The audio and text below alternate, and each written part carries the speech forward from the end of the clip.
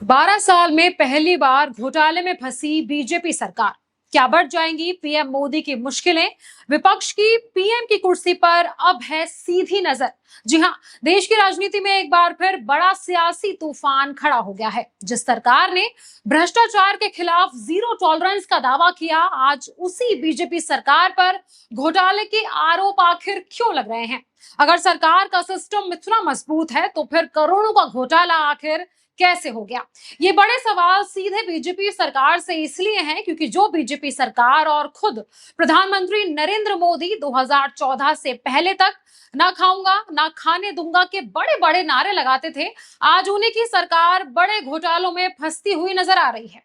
और घोटाला भी कोई छोटी मोटी रकम का नहीं है, बल्कि 3,500 करोड़ का है। इस नंबर से ही आप अंदाजा लगा लीजिए कि सरकार में कितना बड़ा फर्जीवाड़ा चल रहा है।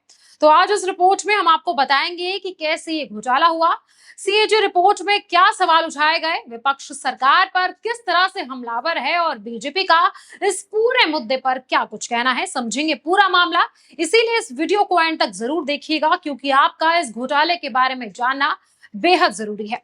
नमस्कार, मैं हूं प्राची शर्मा और आप देख रहे हैं पीआरबी। पूरा मामला समझने से पहले ये हेडलाइंस देखिए। दैनिक जागरण में छपा है, महाराष्ट्र में माझी लाड़की बहन योजना में बड़ा फर्जीवाड़ा, 92 लाख महिलाएं हो सकती हैं बाहर। जनसत्ता में छपा है, महाराष्ट्र में वेरिफिकेशन के बाद लाडली बहन योजना से काटे गए 92 लाख से ज्यादा लाभार्थियों के नाम। न्यूज 18 ने छापा है, महाराष्ट्र के 92 लाख महिलाओं को झटका, अब नहीं मिलेंगे हर महीने 1,500 रुपए, सरकार ने लिया बड़ा फैसला। प्रभात खबर ने छापा है, सरकार ने एक झटके में काट दिए 92 लाख नाम, क्या आपकी लाड़की बहन योजना भी हुई बंद? अब इन सारी हेडलाइन से आपको साफ समझ आ रहा होगा कि लाखों परिवारों की उम्मीदें, लाखों बहनों का वो भरोसा जो उन्होंने सरकार के वादों पर किया था, यानी कि बीजेपी सरकार के वादों पर किया था, वो सरकार ने एक झटके में ही तोड़ दिया। हर मुद्दे पर जीरो टॉलरेंस की नीति अपनाने वाली बीजेपी सरकार घोटालों पर लगाम लगाने में आखिर नाकामयाब कैसे हो गई है? पहले समझते हैं कि पूरा मामला आखिर है क्या। तो महाराष्ट्र की राजनीति में इस वक्त सबसे बड़ा मुद्दा बन चुका है मुख्यमंत्री माझी लाड़की बहन योजना, जिस योजना को महिलाओं के लिए बड़ी आर्थिक मदद के तौर पर शुरू किया गया। आज उसी योजना में हुए बड़े फर्जीवाड़े की खबरें सामने आ रही हैं। अब सीएजी रिपोर्ट इस घोटाले के बारे में क्या कुछ कह रही है, उसे समझाते हैं। रिपोर्ट की माने तो महिला एवं बाल विकास विभाग के लिए इस योजना को चलाने के लिए करीबन 29,693 करोड़ रुपए का बजट तय किया गया था, लेकिन विभाग ने इससे ज्यादा यानी करीबन 33,237 करोड़ रुपए खर्च कर दिए। करीबन 3,541 करोड़ रुपए ज्यादा खर्च हुए हैं, यानी कि 3,541 करोड़ रुपए का घोटाला हुआ है। बजट से ज्यादा खर्च किए गए इन करोड़ों रुपयों का सरकार के पास कोई हिसाब किताब नहीं है। इसके अलावा इस योजना के मुताबिक तब भी फंड निकाले गए जब उसकी कोई जरूरत ही नहीं थी। रिपोर्ट में यह भी खुलासा हुआ है कि स्टेट वाइड वेरिफिकेशन के बाद सरकार ने अचानक 92 लाख से ज्यादा महिलाओं के नाम इस स्कीम से हटा दिए। अब आप सोच रहे होंगे कि अचानक इतने सारे नाम क्यों हटाए गए, तो इसके पीछे कई सारे रीजंस भी दिए गए हैं। केवाईसी का फेल होना, करीबन 62 लाख महिलाएं सिर्फ इसलिए बाहर हो गई क्योंकि उनका केवाईसी कंप्लीट नहीं था। करीबन 16 लाख महिलाएं ऐसी थी जिनकी फैमिली इनकम 2.5 लाख की तय लिमिट से ज्यादा पाई गई। अब आप ये सुनकर चौंक जाएंगे कि सरकारी कर्मचारियों के घर वाले और यहां तक कि 29,000 मेल यानी कि पुरुष भी इस योजना से चुपके चुपके जुड़े हुए थे, इस योजना का फायदा उठा रहे थे। अब इसी बात को लेकर विपक्ष पूरी तरह से बीजेपी पर हमलावर हो चुका है। अब सबसे पहले कांग्रेस पार्टी के इस ट्वीट पर नजर डालिए। ट्वीट आपको पढ़कर बताती हूँ। महाराष्ट्र में बीजेपी सरकार ने लाड़की बहन योजना के नाम पर करोड़ों रुपए का घोटाला किया है। महाराष्ट्र में बीजेपी सरकार ने लाड़की बहन योजना की जो खामियां बताई हैं, कैग रिपोर्ट में ये बातें सामने आई हैं। लाड़की बहन योजना के वित्तीय प्रबंधन में कई बड़ी खामियां पाई गई। इस योजना के लिए 29,693 करोड़ रुपए आवंटित किए गए थे, लेकिन सरकार ने आवंटित बजट से 3,541 करोड़ रुपए ज्यादा खर्च कर दिए। बजट से ज्यादा खर्च किए गए इन 3,541 करोड़ रुपए का सरकार के पास कोई हिसाब किताब ही नहीं है। इसके अलावा इस योजना के तहत तब भी फंड निकाले गए जब उनकी कोई जरूरत ही नहीं थी। योजनाओं के नाम पर करोड़ों रुपए डकारना बीजेपी सरकार का पुराना तरीका रहा है। ये साफ है, भ्रष्टाचार, धोखाधड़ी और छल कपट बीजेपी की पहचान बन गए हैं। जहां भी बीजेपी की सरकार है वहां बड़े पैमाने पर भ्रष्टाचार है। तो देखा आपने, कांग्रेस पूरी तरह से बीजेपी पर ट्वीट करके हमला बोल रही है।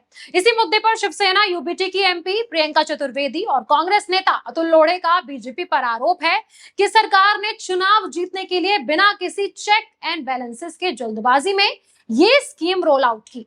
वहीं शरद पवार वाली एनसीपी ने भी इस मुद्दे पर ट्वीट करके लिखा है, ट्वीट बताती हूं आपको। लाड़की बहन योजना की जांच होनी चाहिए। जब ये योजना बहनों के लिए है तो इसमें भाई कैसे शामिल हो गए। तो देखा आपने, विपक्ष से सीधे सीधे पॉलिटिकल ब्राइबरी यानी चुनावी रिश्वत कह रहा है। दूसरी तरफ अब बीजेपी का इस मुद्दे पर क्या कुछ कहना है, वो भी अपनी सफाई दे रही है। सुन लीजिए बीजेपी का क्या कहना है। बीजेपी सरकार कह रही है कि ये एक रेगुलर वेरिफिकेशन प्रोसेस है ताकि गलत लोगों को छांटा जा सके और इससे आगे होने वाले करीबन 14,000 करोड़ के फालतू खर्च को बचाया जा सके। वहीं महाराष्ट्र सरकार की तरफ से महिला एवं बाल विकास मंत्री अदिति तटकरे ने सफाई देते हुए कहा है कि ये योजना जून 2024 में शुरू हुई थी और विधानसभा चुनाव और आचार संहिता की वजह से शुरुआत में ई-केवाईसी प्रक्रिया पूरी तरह से लागू नहीं हो पाई। सरकार का कहना है कि बाद में लाभार्थियों के सत्यापन के लिए ई-केवाईसी प्रक्रिया शुरू की गई और लोगों को मौके दिए गए।